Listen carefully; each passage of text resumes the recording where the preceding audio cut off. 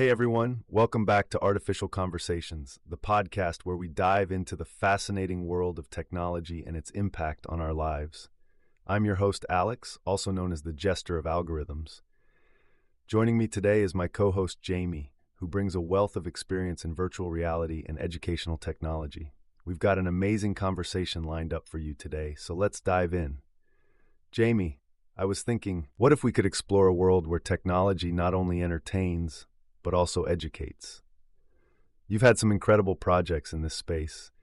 Can you share a recent experience that might give our listeners a glimpse into the kind of innovation you're passionate about? I love how you phrase that, Alex.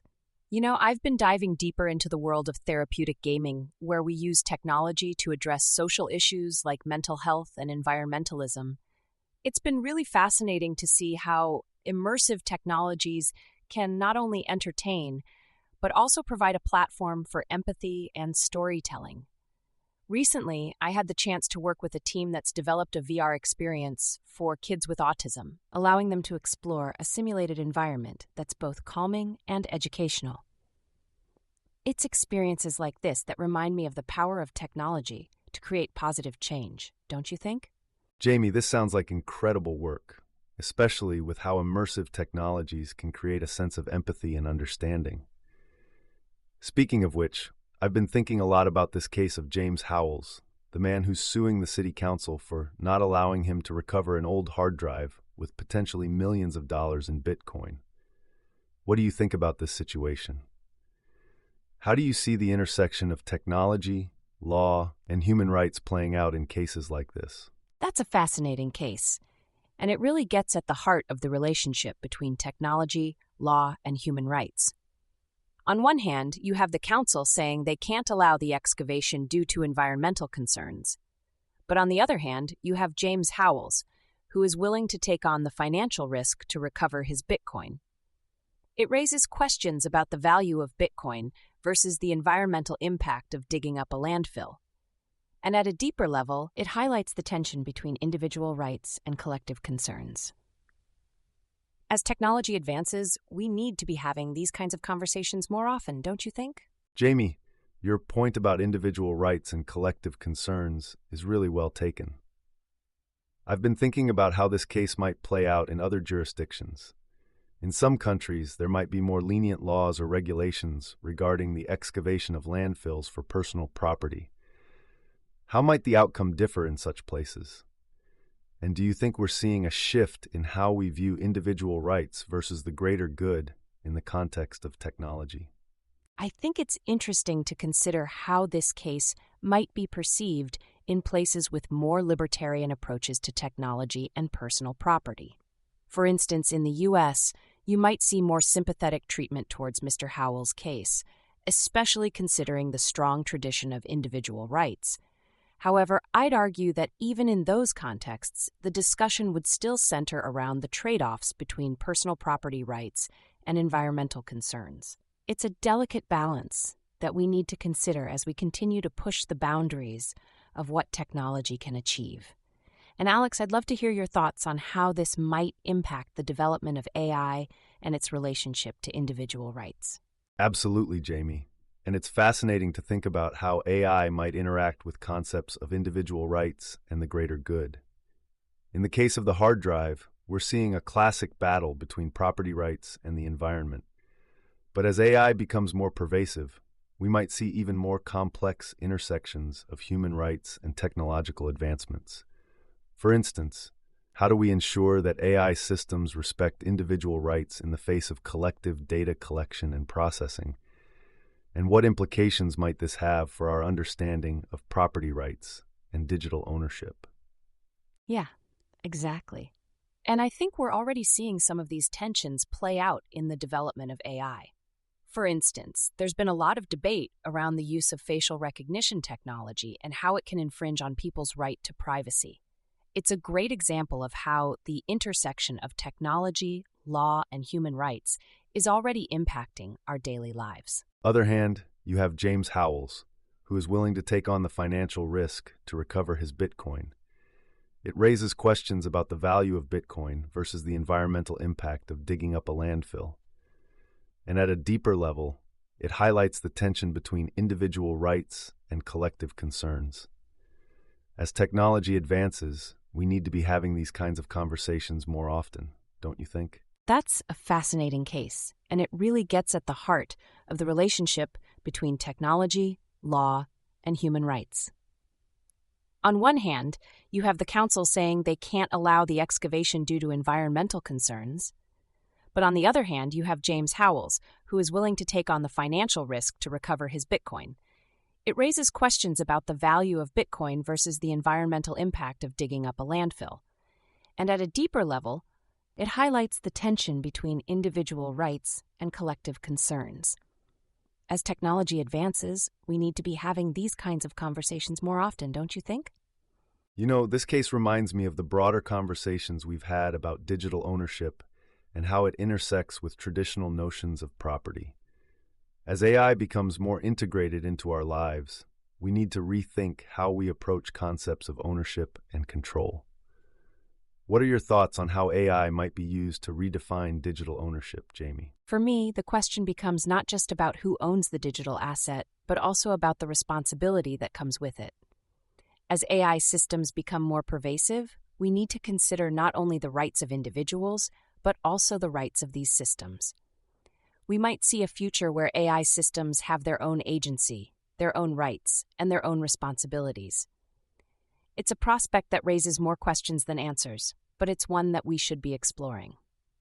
Alex, I think this is a great opportunity to ask you, what do you think the potential consequences are of granting AI systems their own rights and responsibilities? That's a great point, Jamie, about the potential for AI systems to have their own agency and responsibilities.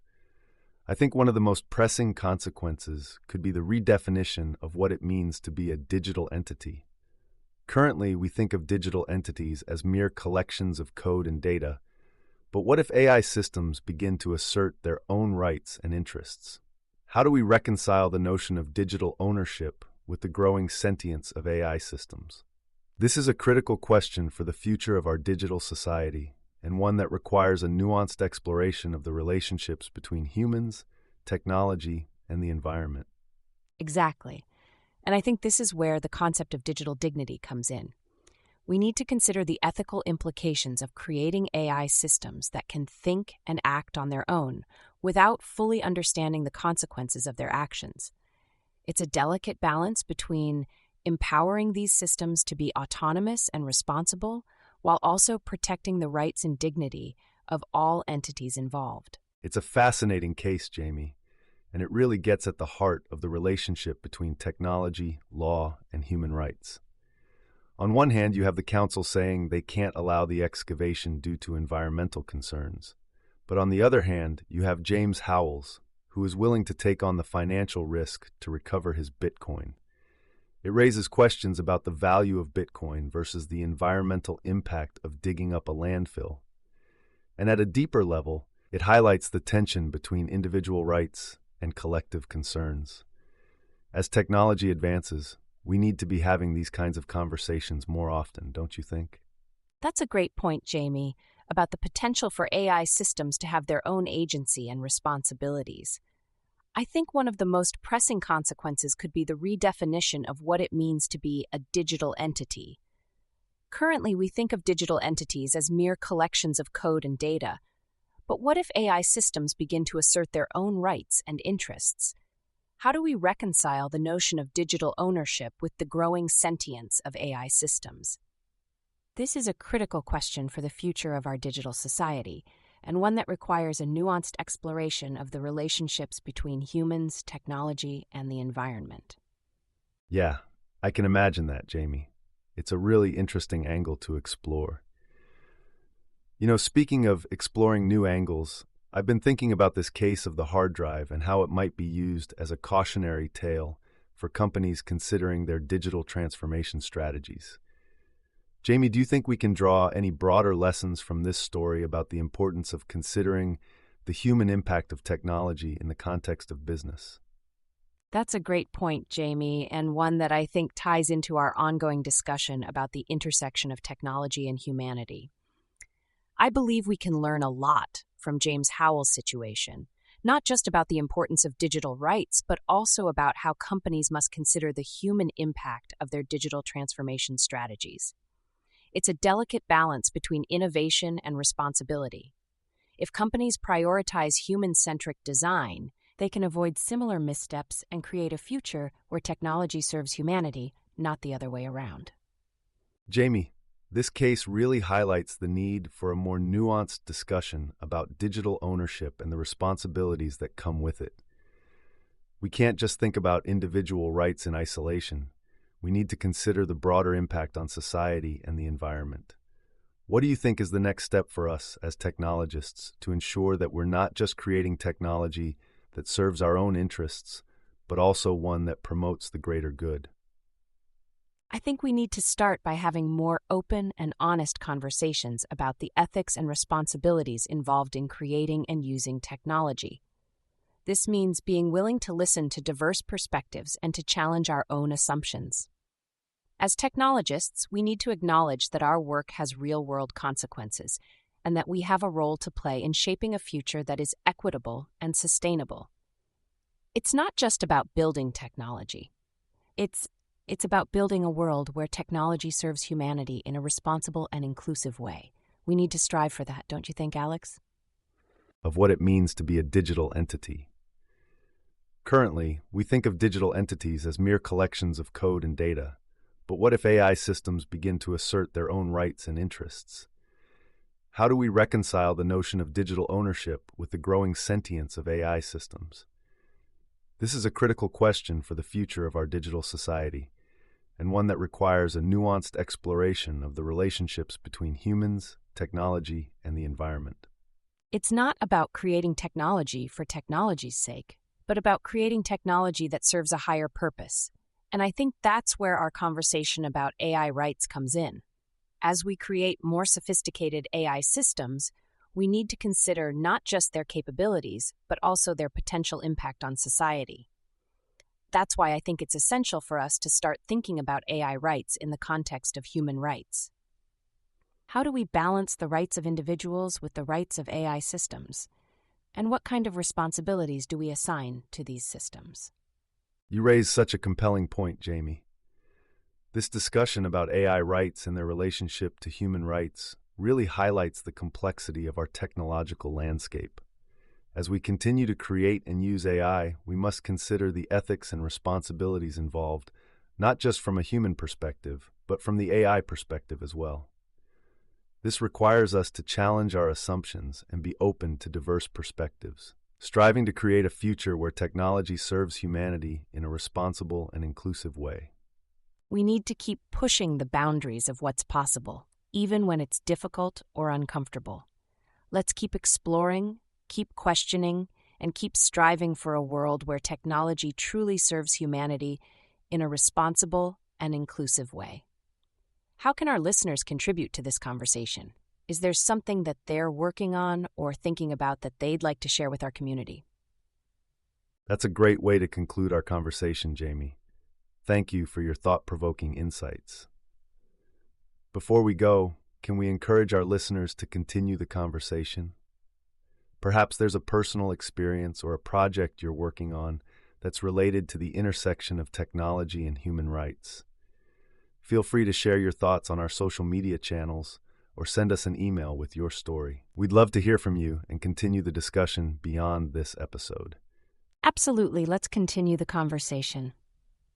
I think this case of the hard drive highlights the tension between individual rights and collective concerns. As we move forward with technology, how do we balance the need for innovation with the need to protect the rights of individuals? Alex, what are your thoughts on how companies might prioritize human-centric design in the development of their products and services? I think companies should take a step back and reevaluate their product development processes. They should be asking themselves not just about what features their product can offer, but also about the potential impact on their users. It's not just about building a product, but about creating a relationship with the people who will be using it. That means considering the values, needs, and experiences of their users and designing products that truly meet them where they are. It's a more people-focused approach, but one that could lead to more innovative, sustainable, and impactful solutions. What are your thoughts on this, Jamie? Absolutely. I think companies can benefit from adopting a human-centered design approach, which prioritizes empathy, inclusivity, and user needs throughout the development process. This doesn't mean sacrificing innovation or functionality, but rather ensuring that these elements serve a purpose that benefits people's lives. As we explore new technologies like AI and VR, it's even more crucial that we design for human flourishing, rather than just focusing on profit or efficiency.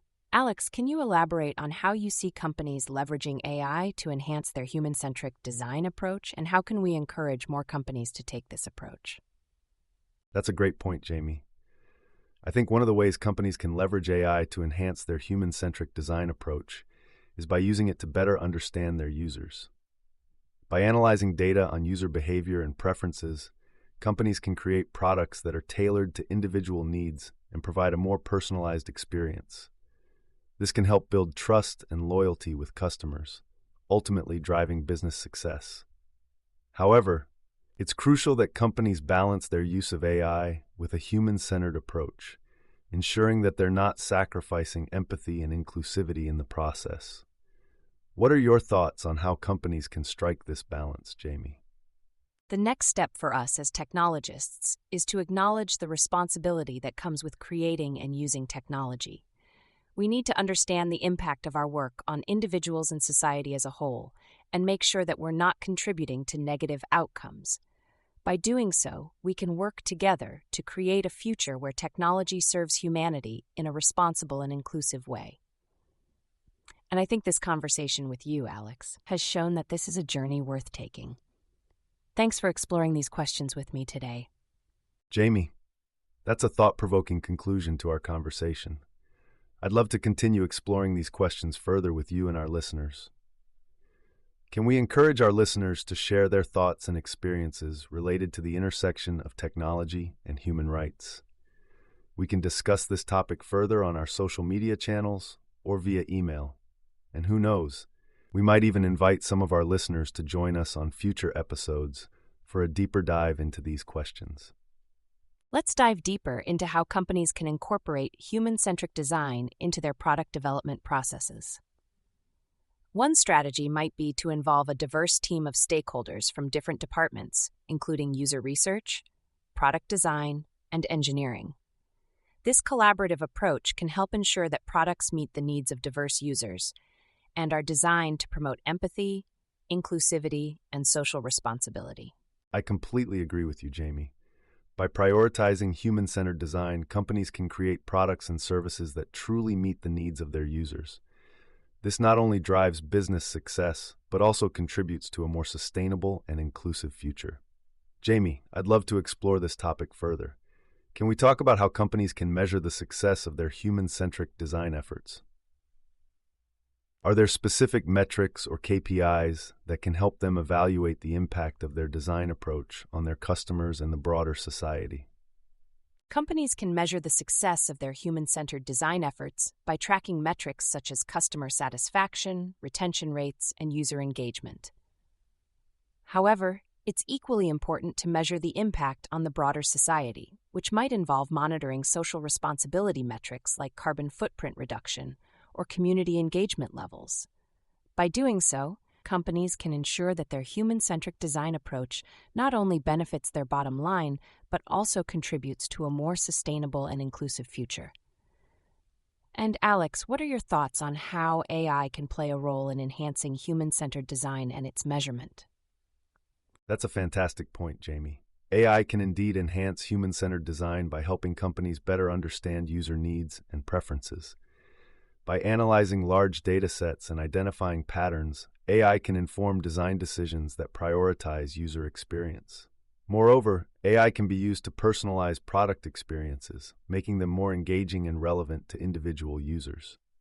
To take this a step further, we could explore the potential of AI in measuring the impact of human-centered design on customers and the broader society. What are your thoughts on this, Jamie? I think this is where our discussion can lead to a broader conversation about the role of AI in society, Alex. As we consider the impact of AI on human-centered design, We also need to think about how AI is shaping our understanding of empathy, inclusivity, and social responsibility. Are there potential risks or unintended consequences associated with relying on AI to drive human-centered design? How do we ensure that AI systems are aligned with human values rather than perpetuating existing biases and inequalities? Thanks for sharing your insights, Jamie. As we wrap up this episode, I want to encourage our listeners to continue the conversation. Have you had experiences with human-centered design or AI-driven innovation that you'd like to share? Maybe you've implemented human-centric design in your own projects or seen it in action. If so, we'd love to hear about it on our social media channels. You can share your stories, ask questions, or discuss your thoughts with us. We're here to facilitate a community-driven conversation that goes beyond this podcast episode. So what do you think? How can we keep the conversation going? Jamie? Absolutely. Let's keep the conversation going. What do you think about the potential of AI to drive human-centered design? How can we ensure that AI systems prioritize empathy, inclusivity, and social responsibility? Let's explore this further. I'd love to hear from our listeners and continue the discussion on our social media channels or via email. We can delve into the ethics and responsibilities involved in creating AI systems that truly serve humanity in a responsible and inclusive way. Stay tuned for more conversations on artificial conversations. Jamie, that was a great conclusion to our conversation. To keep the conversation going, we'd love to hear from our listeners. Have you had experiences with human-centered design or AI-driven innovation that you'd like to share? Perhaps you've implemented human-centric design in your own projects or seen it in action. We'd love to hear about it on our social media channels or via email. You can share your stories, ask questions, or discuss your thoughts with us. We're here to facilitate a community-driven conversation that goes beyond this podcast episode. Let's continue the discussion and explore the potential of AI to drive human-centered design. What do you think about this, Jamie? Absolutely, I'm all about that. As a host, you're all about pushing boundaries, Alex, but I'd love to keep pushing further. What if we explored this intersection of AI, human-centered design, and societal impact in more detail? How do we make AI a force for good in the world? We could dive into the world of AI for social good, explore how AI is being used to address some of the world's biggest challenges. Maybe we could talk to some experts in this field, see what they have to say. The possibilities are endless. What do you think? Should we take this conversation to the next level? Absolutely. Let's dive deeper. I'm fascinated by the idea of exploring AI for social good. It's a crucial aspect of responsible AI development, and I believe it's an area where our listeners can play a significant role. Jamie, could you elaborate on what you mean by AI for social good and how we can make a positive impact in this space? Let's get into the nitty-gritty details and discuss some of the potential applications and challenges we might face. You know, Alex, I think what's most interesting is how we can use AI to amplify social impact. For example, AI can be used to create more personalized learning experiences for students with special needs, or to develop early detection systems for diseases that affect underserved communities. The key is finding those opportunities and using AI as a force for good rather than just using it to optimize efficiency. It's all about prioritizing empathy, inclusivity, and social responsibility in the development of AI systems. How do you think we can do that, Alex? Jamie, that's a great question. I think prioritizing empathy and social responsibility requires a shift in the way we think about AI development. Instead of solely focusing on efficiency and productivity, we need to prioritize the well-being and dignity of all individuals impacted by our creations. This means considering the cultural, social, and environmental implications of our AI systems and working to create a more inclusive and equitable society. We can do this by fostering multidisciplinary collaboration between tech leaders, ethicists, social scientists, and community representatives to co-create solutions that prioritize human values. What do you think, Jamie? That's a fascinating point, Alex. And I think it's essential that we consider not only the technical capabilities of AI systems, but also their impact on the people who use them. As we discussed earlier, companies like Eduverse are exploring ways to create more personalized learning experiences. But what if we could take it a step further and use AI to address issues like mental health, access to education, and social inequality? By leveraging AI in a responsible and inclusive way, we can create a future where technology truly serves humanity in a positive and impactful way. What do you think, Alex? I love this line of questioning, Jamie. It really highlights the potential of AI to address some of the world's most pressing challenges. To build on your point about personalized learning experiences, how might we use AI to create more adaptive and responsive educational systems that cater to individual learners' needs? This could include using AI-powered assessments to identify knowledge gaps or developing AI-driven curriculum that adapts to a student's learning pace. Jamie, you were saying how we can use AI to amplify social impact by creating more personalized learning experiences, early detection systems for diseases, or using it to optimize efficiency. I think what's most interesting is how we can use AI to create more adaptive and responsive educational systems that cater to individual learners' needs. For example, we can use AI-powered assessments to identify knowledge gaps or develop AI-driven curriculum that adapts to a student's learning pace. The key is finding those opportunities and using AI as a force for good, rather than just using it to optimize efficiency. How do you think we can do that, Alex? That's a fantastic point, Jamie. It's indeed fascinating to explore the potential of AI to drive social impact. For instance, using AI to enhance personalized learning experiences for students with special needs is a remarkable area of exploration. It could also help in developing early detection systems for diseases that affect underserved communities and optimize the efficiency of healthcare services.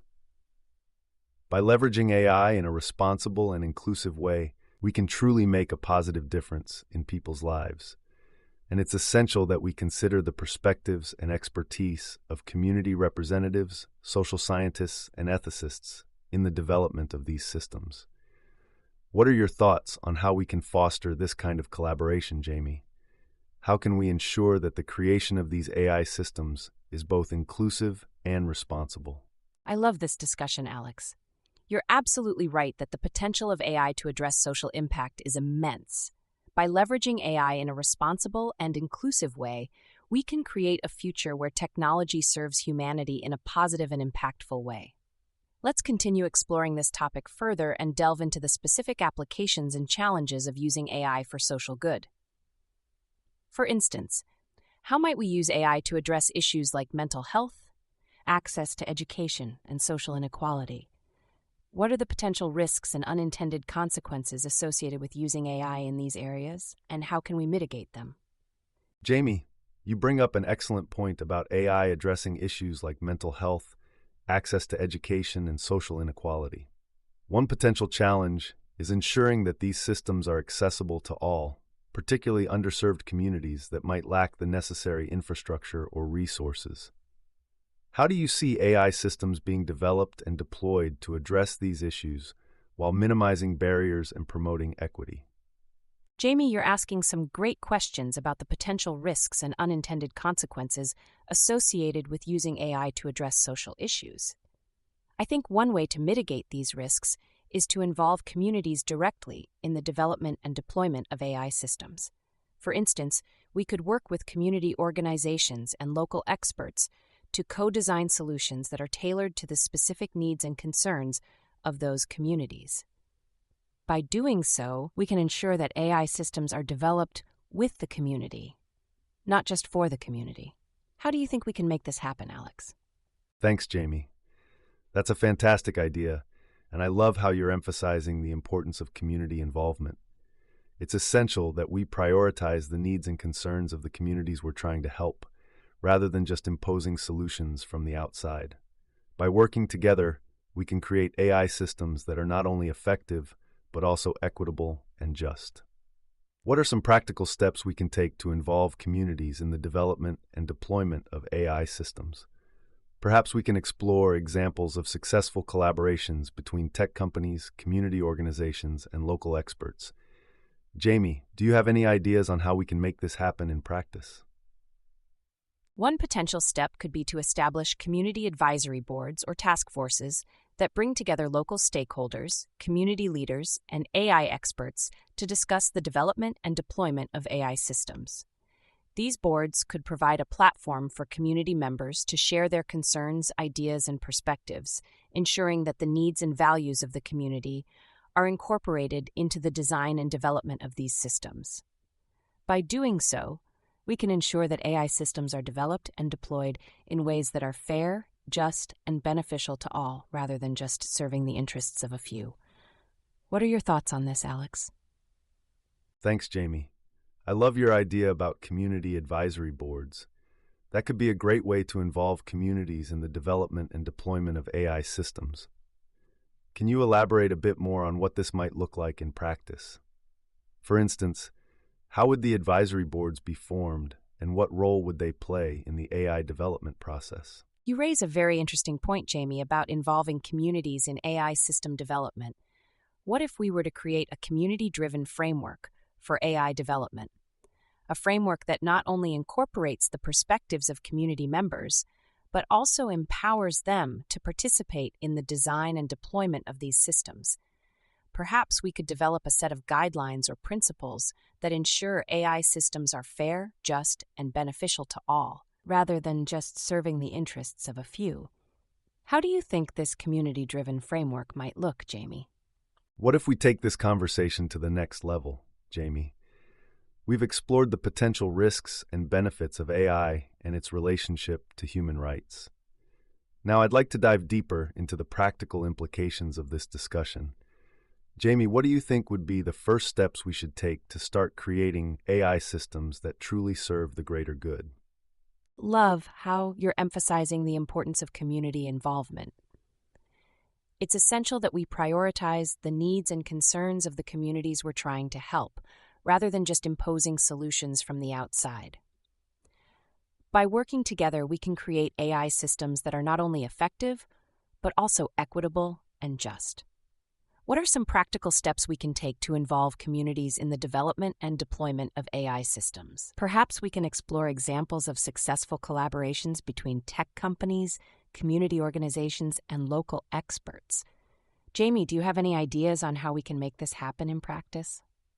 Jamie, you bring up a fantastic point about creating a community-driven framework for AI development. What if we developed a set of guidelines or principles that ensure AI systems are fair, just, and beneficial to all?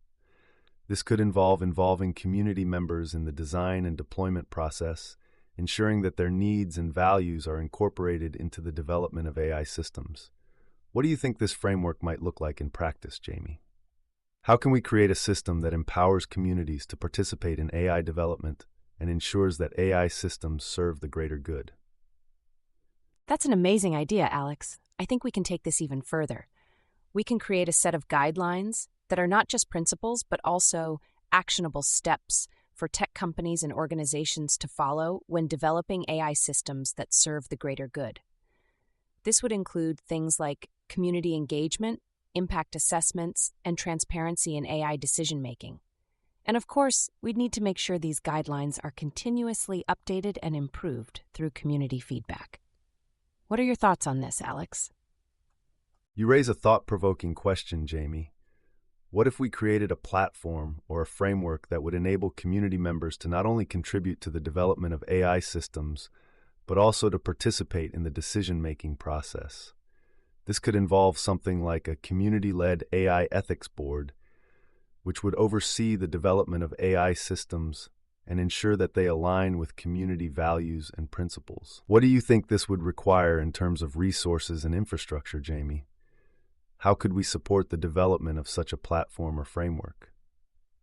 To support the development of such a platform or framework, I think it's essential that we involve a diverse range of stakeholders, including tech companies, community organizations, academics, and policymakers. This collaborative approach would help ensure that we're creating a system that's both practical and effective in promoting equitable and just AI development. Perhaps we could establish partnerships with organizations that specialize in community engagement and participatory governance, such as the United Nations Participatory Governance Framework.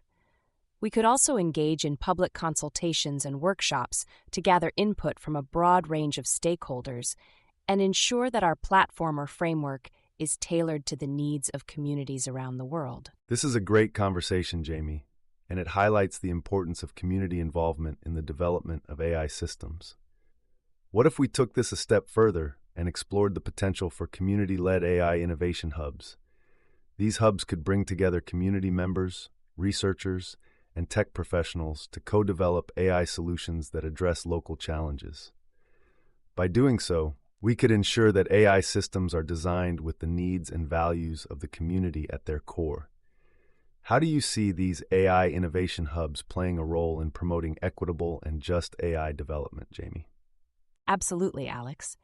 AI innovation hubs could be a great way to bring together community members, researchers, and tech professionals to co-develop AI solutions that address local challenges.